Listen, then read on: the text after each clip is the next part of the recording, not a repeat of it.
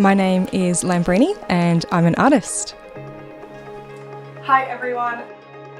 Resin art is fluid, unpredictable, abstract. It can seem really daunting stepping into this new medium because there's actually not a lot out there. I know I found it hard to get some solid guidance when I first started. Luckily, I've learned from my many mistakes and have created this foolproof course. Oh, that's awkward.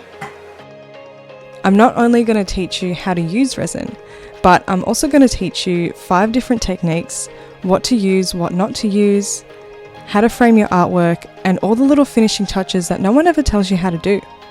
I am the founder of Lambsstudio, and this is your complete beginner's guide to resin art.